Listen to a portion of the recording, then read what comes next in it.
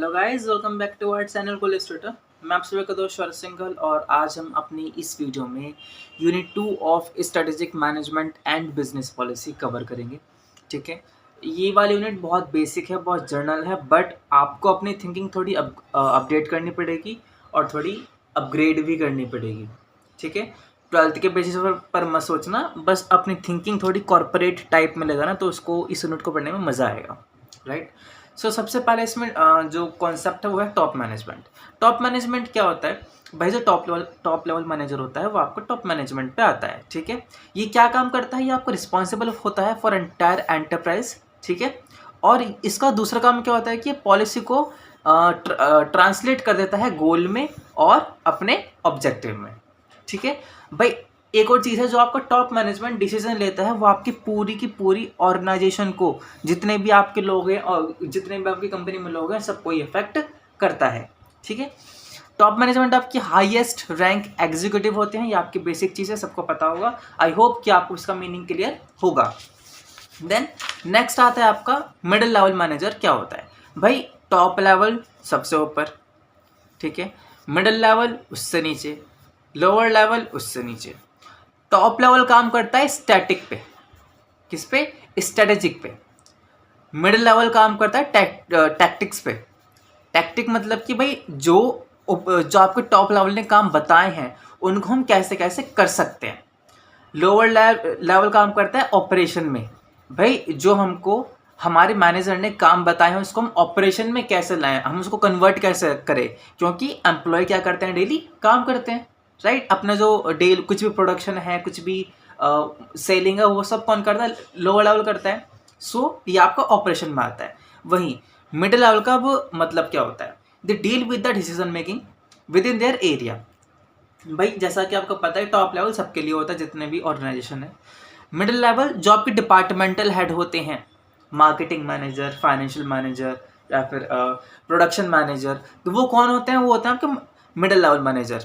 They deal with decision making with in their area of responsibility and implement project that will meet the strategic objective of business या फिर organization। strategic objective किसका होता है? Top level का होता है। वो किसके लिए होता है? पूरी कंपनी के लिए होता है। राइट। आपका मिडिल लेवल क्या काम करता है? वो आपका डिसीजन मेकिंग के लिए काम करता है विद इन द एरिया, मतलब कि वो जो से डिपार्टमेंट में काम कर रहा है वो बस उसी के लिए डिसीजन ले सकता है। ऐसा नहीं है कि भाई मार्केटिंग मैनेजर फाइनेंशियल डिपार्टमेंट के लिए डिसीजन लेगा, ऐसा नहीं होता। राइट। अभी नेक्स्ट चीज़ है आपकी लोअर लेवल मैनेजर। क्या होता है? भाई जैसे मैंने बताया था आपको कि ये ऑपरेशन में काम करता है। They directly manage the work. ये वर्क को डायरेक्ट मैनेज करते हैं, जैसे मैंने अभी बताया। And take responsibility for day to days operation of the business. Right, क्या करते हैं ये? ऑपरेशन करते हैं बिजनेस का, जो डे टू डेज पर होते हैं। ऑपरेशन आपका वो नहीं होता जो आप हॉस्पिटल में होते हैं। ऑपरेशन मतलब कि यहाँ पे जो डे टू डेज काम हो रहे हैं। ठीक है, उसके बाद they prioritise the task necessary to implement the project determined by the middle manager. ठीक है भाई, जो भी आपका मिडिल मैनेजर बताएगा लोअर लेवल, वही काम करेगा। राइट। ये था आपका basic meaning of top level, middle level and lower level. Next चीज पर आते हैं, इनके एग्जांपल्स क्या क्या होते हैं। टॉप लेवल के CEO, CFO, COO, CTO, VP, general manager, director, वो इनके क्या होते हैं? वो टॉप लेवल के एग्जांपल होते हैं। हाईएस्ट पोस्ट सीईओ होती है और देन ये उससे एक स्टेप नीचे होते हैं, बट ये टॉप लेवल पे आते हैं। देन मिडिल लेवल का रीजनल ब्रांच या फिर department manager. Branch manager, regional manager, department manager आपके क्या होते हैं? मिडिल लेवल होते हैं। उसके बाद लोअर लेवल पे क्या होते हैं? सेक्शनल हेड, ठीक है, सेक्शन हेड, फोरमैन, सुपरवाइजर, ये क्या होते हैं? ये लोअर लेवल पर काम करते हैं। ये इसके एग्जाम्पल्स हैं। राइट। अभी जैसा हमने अभी पढ़ा था भाई टॉप लेवल का काम क्या होता है, पढ़ा था हमने इसमें टॉप लेवल का काम क्या होता है, इसका बेसिक मीनिंग पढ़ा था।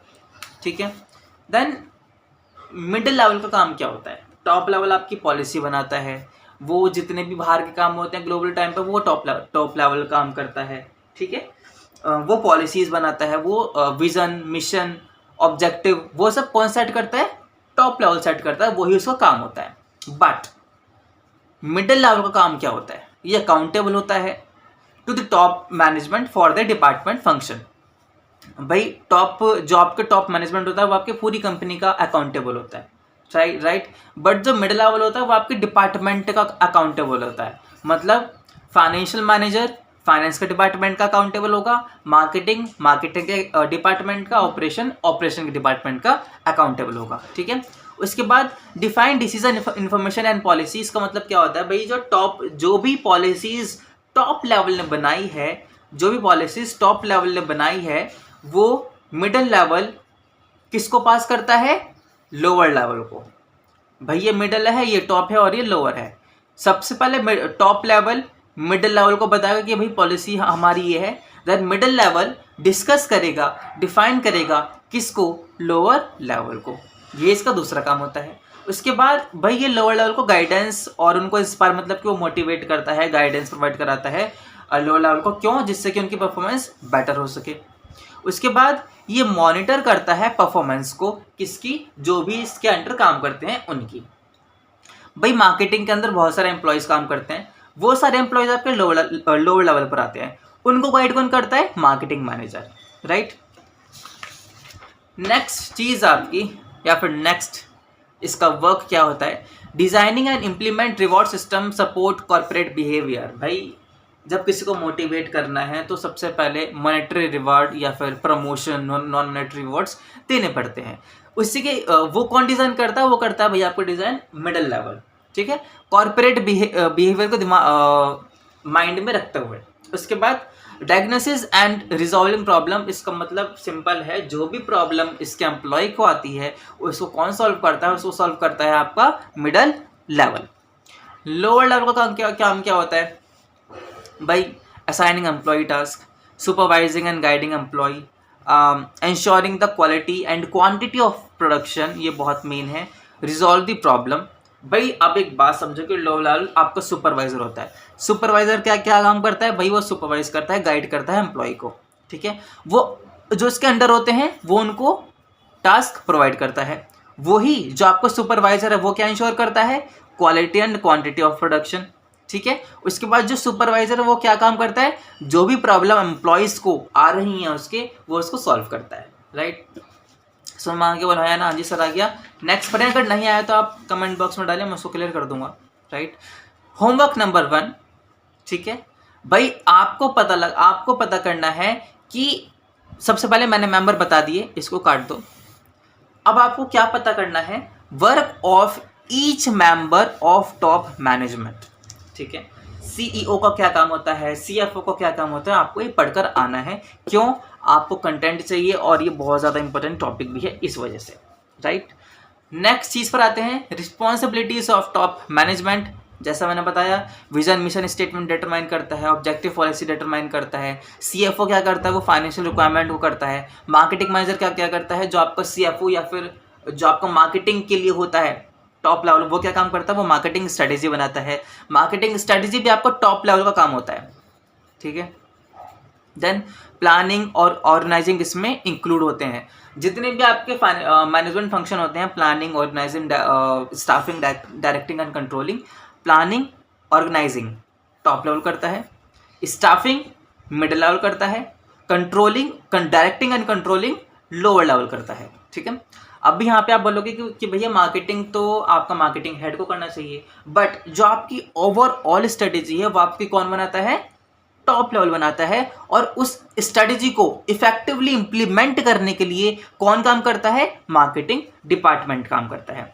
फॉर एग्जाम्पल, हमने बोला कि भाई हमको 100 यूनिट सेल करनी है, ठीक है। वो क्या हो गई हमारी? क्या हो गई? वो आपको ऑब्जेक्टिव हो गया, ठीक है। मार्केटिंग ऑब्जेक्टिव क्या हो सकता है? भाई हमारा ऑब्जेक्टिव है कि हम सोशल मीडिया प्लेटफॉर्म से हम 10 यूनिट सेल करें। ये क्या हो गई? ये आपका स्ट्रेटेजी हो गया। किसने बनाया? टॉप लेवल ने बनाया। अब उस सोशल मीडिया के थ्रू जो आपकी 10 यूनिट सेल कैसे करानी है, वो काम किसका होगा? वो होगा मार्केटिंग मैनेजर का। किसका होगा? मार्केटिंग मैनेजर का। मार्केटिंग मैनेजर क्या है? आपका मिडिल लेवल डिपार्टमेंट होता है। आई होप आपको इसका बेसिक क्लियर हो गया होगा। नेक्स्ट चीज़ आती है आपकी भाई टॉप लेवल को कौन कौन सी स्किल्स रिक्वायर्ड होती हैं। बहुत बेसिक क्वेश्चन है, ना करूँ तो भी चलेगा, बट स्टिल मुझे कराना पड़ेगा। क्रिटिकल थिंकिंग आनी चाहिए भाई, कैसे हमको डील करना है डिफरेंट सिचुएशंस में, वो उसको आना चाहिए। टेक्निकल स्किल, ठीक है, टेक्निकल नॉलेज जो होती है। Leadership skill, communication, risk taking और एनालिटिकल स्किल, इसको कोई से भी मैनेजर को ये आनी चाहिए, राइट। ये आपकी स्किल्स हर एक मैनेजर पर एप्लीकेबल है। तो अगर पेपर में आ जाएगी skills required by middle level, ये सब आप लिख सकते हो, ठीक है।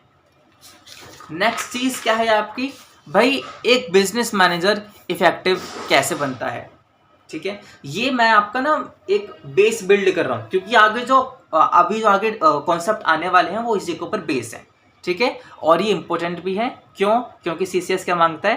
कंटेंट, ठीक है। अभी हमको क्या पढ़ना है, बिजनेस मैनेजर इफेक्टिव कैसे है, इफेक्टिव कैसे हो सकता है। उसको डायरेक्टिंग आनी चाहिए, ठीक है। किसी भी बिजनेस मैनेजर को डायरेक्टिंग करना आना चाहिए भाई, क्या काम करना है, या फिर उसकी लीडरशिप क्वालिटी उसकी अच्छी होनी चाहिए। उसको ऑर्गेनाइज करना आना चाहिए, उसको बजट डेवलपमेंट करना आना चाहिए, क्योंकि भाई हर एक बिजनेस बिना पैसे के, बिना रोकड़े के काम नहीं करता। सो उसको बजट मेकिंग स्किल आनी चाहिए, चाहे वो मिडिल हो, चाहे वो टॉप हो, या फिर वो लोअर हो, ठीक है भाई। उसको प्रेशर को हैंडल करना आना चाहिए। अडॉप्टेशन मतलब भाई डिफरेंट सिचुएशन को अगर वो जल्दी अडॉप्ट कर लेता है तो वो एक अच्छा मैनेजर है। मैनेजर वही होता है जो इनिशिएटिव लेता है, ठीक है। देन उसको प्रोजेक्ट मैनेजमेंट की स्किल भी आनी चाहिए। अगर किसी इंसान के अंदर ये सब चीज है, सो वो क्या है? एक इफेक्टिव मैनेजर, ठीक है। क्या है वो? Effective manager. चलिए नेक्स्ट चीज हम पढ़ते हैं भाई। अभी हमने पढ़ लिया कि हमको क्या क्या स्किल्स रिक्वायर्ड होती हैं टॉप लेवल मैनेजर को, या फिर हम अच्छे एक मैनेजर कैसे बन सकते हैं। बट एक अच्छा मैनेजर बनने के लिए कौन कौन सी अप्रोच होती है, या फिर कोई सा भी बिजनेस कैसे काम करता है, ठीक है। कोई सा भी बिजनेस का एक अच्छा बिजनेसमैन बनने के लिए कौन कौन सी अप्रोच चाहिए, एक अच्छा मैनेजर बनने के लिए कौन कौन सी अप्रोच चाहिए। चलो, कंटिजेंसी अप्रोच भाई, वर्क अकॉर्डिंग टू सिचुएशंस। क्या? Work according to situation. Then behaviour, उसका बिहेवियर पॉजिटिव होना चाहिए। सेम चीज जो मैंने भी बताया था कि भाई बिजनेस मैनेजर इफेक्टिव कैसे बन सकता है, या फिर एक इफेक्टिव बिजनेस मैनेजर कोई हो तो उसकी क्या क्या कैरेक्टरिस्टिक्स होंगी। देन कंटेम्परेरी अप्रोच भाई, इसका मतलब क्या है कि वो इंश्योर करे कि जितने भी टूल हमको चाहिए टास्क को परफॉर्म करने के लिए, वो सब टूल अवेलेबल हों। बेसिक है बट इंपॉर्टेंट है। नेक्स्ट चीज इंपॉर्टेंट वीआईपी, ठीक है। वीआईपी है, ये बहुत ज्यादा इंपॉर्टेंट है। देन स्ट्रेटेजिक इंटेंट क्या होता है भाई, ये आपका विजन की तरह मान लो कि भाई एंड में हम क्या करना चाहते हैं, एंड में हम बनना क्या चाहते हैं। Organisation must define what they want to do, why they want to do, उनको करना क्या है और वो क्यों करना चाहते हैं। अभी जो वो क्यों करना चाहते हैं ना, वो आपका क्या होता है? वो स्ट्रेटेजिक इंटेंट, ठीक है। Why they want to do, underline the end result. क्या? कि भाई why they want to do क्या डिफाइन करता है कि भाई एंड रिजल्ट क्या है। And in management term it is known as strategic intent. Simple चीज, बेसिक चीज, बट इंपॉर्टेंट। अभी इसकी प्रॉपर डेफिनेशन पढ़ लो जिससे कि आप पेपर में लिख सको, अगर पेपर में आए तो। What is statement? It is an statement that provide a perspective of the means which will lead the organisation reach the vision to the long run, ठीक है भाई। ये वो स्टेटमेंट है, ठीक है। क्या है ये? वो स्टेटमेंट है जो लीड करती है ऑर्गेनाइजेशन को। कहाँ लीड करती है, कैसे लीड करती है, जिससे कि वो विजन तक पहुंच सके। ये एक आपका ये टाइप का विजन ही होता है, या आपकी विजन स्टेटमेंट मान लो, ठीक है। क्या होता है? ये विजन स्टेटमेंट होता है जो विजन तक पहुंचाता है। एज सिंपल एज दैट, ठीक है। नेक्स्ट चीज है आपकी हायरार्की ऑफ स्ट्रेटेजिक इंटेंट क्या होती है, ठीक है। खैर इतना इंपॉर्टेंट है नहीं, बट इसलिए मुझे बताना पड़ेगा। सो कुछ नहीं है, सबसे ऊपर विजन, देन मिशन, देन गोल, देन ऑब्जेक्टिव, देन प्लान। भाई प्लान आपके काफ़ी सारे हो सकते हैं, बट विजन आपका एक या फिर दो ही हो सकता है, बराबर है। भाई आप एक मिशन को, आपने एक ऑब्जेक्टिव रखा और आप ऑब्जेक्टिव को परफॉर्म करने के लिए आप बहुत सारे प्लान्स बना सकते हो, बट विजन तो आपका एक ही रहेगा ना, एक या फिर दो विजन रह सकते हैं हद से हद, ठीक है। तो आपकी हायरार्की ऑफ स्टैटिक इंटेंट की। होमवर्क नंबर 2, आपको विजन लिख लो आप इस कॉपी में, ये बहुत ज़्यादा इंपॉर्टेंट है जो मैं होमवर्क बता रहा हूँ। Vision, mission, goal and business, इन सब का प्रॉपर मीनिंग, ठीक है। ये मान लो कि आपको विजन के ऊपर एक पेज लिखना है, आपका क्वेश्चन आ गया कि व्हाट इज विजन, और ये आपका 7.5 नंबर में आया है। आप इसमें कैसे कैसे लिखोगे, इसका मीनिंग, इसकी कैरेक्टर, ठीक है, आपको ये सब इसमें पढ़कर आना है सब में, right. Second homework done. Next चीज़ पर अगर हम आते हैं कि भाई बिजनेस मॉडल काम कैसे करता है, क्योंकि हम अभी बिजनेस के लिए पढ़ रहे थे कि जितने अभी ऑब्जेक्टिव है, विजन है, top level, middle level, lower level, but भाई एक जो एक बिजनेस है वो किसके ऊपर काम करता है, वो काम कैसे करता है, ठीक है। तो उसका एक मॉडल है अबेल मॉडल, दी 3 डायमेंशन बिजनेस डेफिनेशन मॉडल, ये इसका मॉडल का नाम है, और ये मॉडल किसने दिया था, अबेल ने, ठीक है। तो क्या है ये मॉडल, ये है भाई सबसे पहली चीज, serve customer group, serve customer function, technologies, utilisation. Simple है भाई, सर्व कस्टमर ग्रुप, आपके कस्टमर कौन है, सर्व कस्टमर फंक्शन, उनकी नीड क्या है, टेक्नोलॉजी, यूटिलाइजेशन, आप उनकी नीड को सेटिस्फाई कैसे करोगे, ठीक है। मतलब कि आप कौन कौन से टेक्नोलॉजी यूज करोगे कि आप उनकी नीड आप सेटिस्फाई कर सको, राइट। आप इसको कॉपी में लिखना ना अपने नोट्स में, ये बहुत ज़्यादा इंपॉर्टेंट है, पेपर के टाइम पर बहुत ज़्यादा हेल्प करेंगे, मैं ये बार बार बोल रहा हूँ, ठीक है। नेक्स्ट चीज़ आती है आपकी, दैट इज VVVVIP,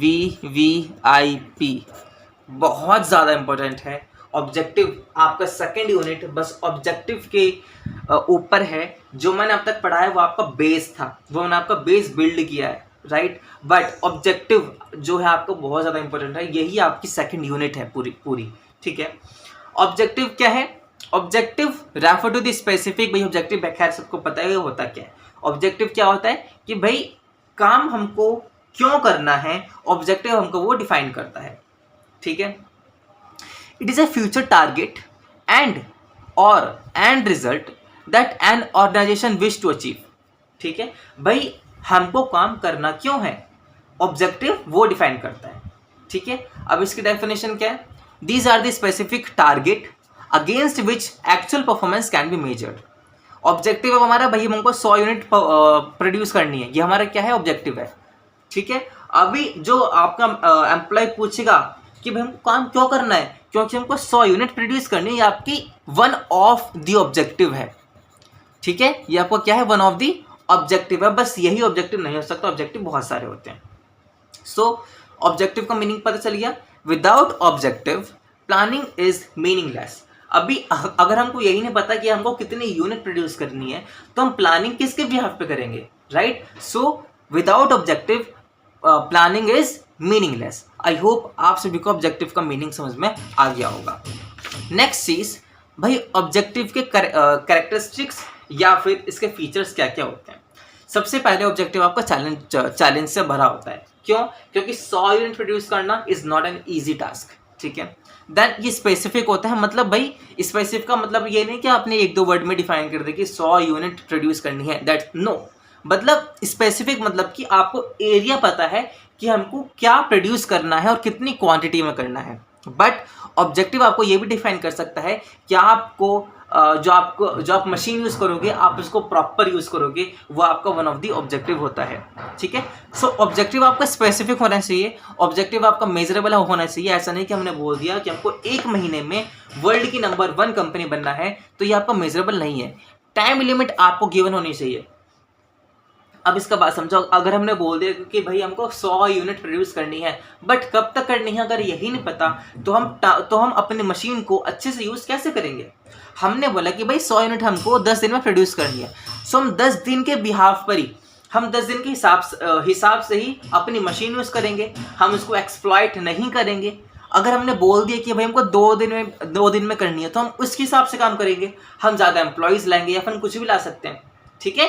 सो ये आपको क्या हो गया, टाइम लिमिट इसमें बहुत ज़्यादा ज़रूरी होती है और ये आपका फीचर है ऑब्जेक्टिव का। देन सपोर्टिव, ये सपोर्टिव होता है प्लान को, बिना, जैसे मैंने बताया कि भाई बिना ऑब्जेक्टिव के हम प्लानिंग नहीं कर सकते, मतलब ये सपोर्ट करता है प्लान को। इसमें एक प्रॉपर हायरार्की होती है जो मैं अभी आपको आगे बताऊंगा, ठीक है। हायरार्की कैसी होती है भाई, वही टॉप लेवल, मिडल और लोअर, ये इसकी हायरार्की सिंपल है। देन प्रायोरिटी, मतलब कि ये ऑब्जेक्टिव आपकी प्रायोरिटी होती है किसी भी बिजनेस की। देन ये आपकी फ्लेक्सिबल होती है, मतलब आप इसको टाइम के अकॉर्डिंग चेंज कर सकते हो। कैसे, हमने पहले बोला क्योंकि डिमांड बहुत ज़्यादा आ रही थी, हमने बोल दिया कि हमको 100 यूनिट प्रोड्यूस करनी है। मैं सेम एग्जांपल बार बार ले रहा हूँ बट आप इससे ईजिली समझ पाएंगे।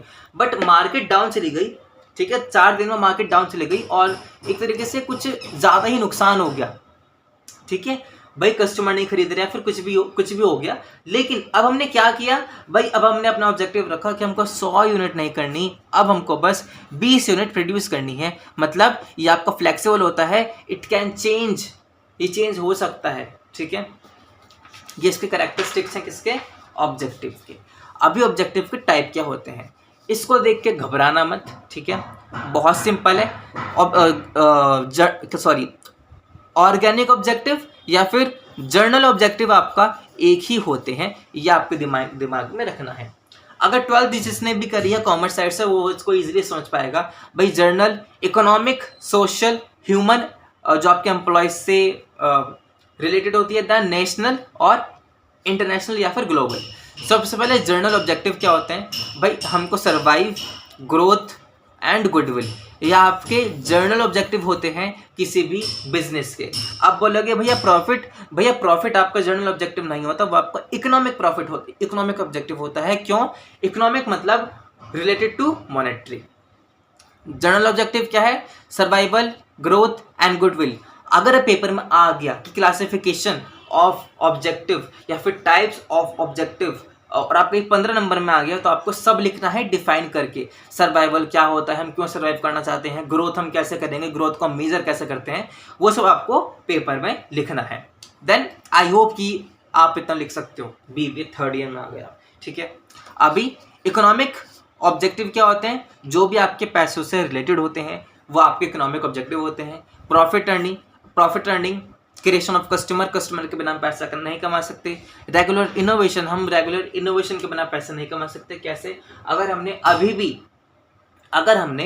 भी कोई भी अगर हम CD, अब भी हमारा ऑब्जेक्टिव कि हम CD बनाएं जो आपकी पहले आती थी, ठीक है। सो वो आपको इकोनॉमिक ऑब्जेक्टिव नहीं रहेगा। क्यों, क्योंकि आपने अपना आप को अपग्रेड नहीं किया, मतलब आप इनोवेशन से जुड़े हुए नहीं हो। सो इकोनॉमिक ऑब्जेक्टिव में आपका इनोवेशन आता है। Then optimum use of resource, इसका मतलब आपको मशीन इस तरह से यूज करनी है कि कॉस्ट कम से कम लगे और आपका प्रॉफिट ज़्यादा से ज़्यादा आए, राइट। नेक्स्ट है आपका सोशल ऑब्जेक्टिव।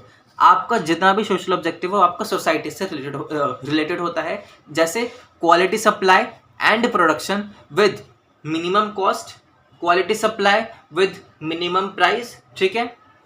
आपको इसमें फेयर प्रैक्टिस करनी है, ठीक है, राइट टेपिंग नहीं करनी, राइट।